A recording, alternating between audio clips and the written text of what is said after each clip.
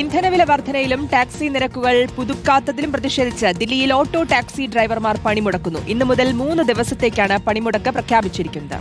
നിരക്ക് വർധനയാണ് പ്രധാനപ്പെട്ട ആവശ്യം. എന്നാൽ ഇന്ധനവില ഇനിയും ഉയർന്നേക്കുമെന്നുള്ള സൂചന കൂടി ലഭിക്കുന്നുണ്ട്. അതിൽ പാലോടുണ്ട്. അതിലപ്പോൾ എങ്ങനെയാണിത് ജനങ്ങളെ ബാധിക്കാൻ സാധ്യത ഈ ഒരു പണിമുടക്ക്, ഈ ഒരു സമരം? അതോടൊപ്പം 2 തവണ ഇപ്പോൾ തന്നെ ഇന്ധനവില വർദ്ധിച്ചു കഴിഞ്ഞു.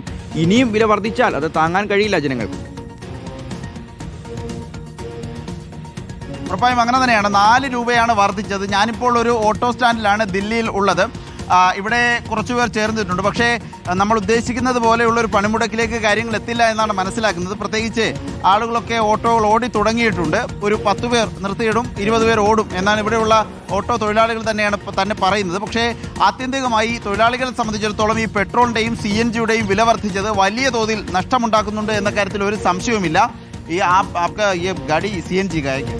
जी CNG का है। ये कैसे ये पैसा बढ़ा दिया, क्या कर रहे हैं? पर किलोमीटर 3 रुपये बढ़ा है। बढ़ा दिया लीटर का। हाँ, क्या होगा, खर्चा कैसा करेगा, आगे से कैसे हैंडल करेगा? खर्चा का बात ऐसा है कि जो 3 रुपये किलो पर लीटर पर तो बढ़ गया है। हाँ। लेकिन किराया का इसका कोई रेट नहीं बढ़ा है। हाँ हाँ हाँ।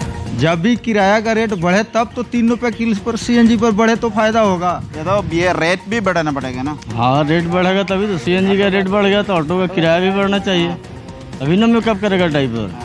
नहीं तो नुकसान होगा। अभी नुकसान है क्या? नुकसान है, कुछ नहीं मिलेगा। कुछ नहीं, क्या मिलेगा? आगे ये फैमिली खर्चा कैसे हैंडल करेगा आप लोग? कहाँ कर पाते हैं, कमाते हैं 500, खर्चा है 700 रुपये का डेली, तो कैसे मेकअप होगा?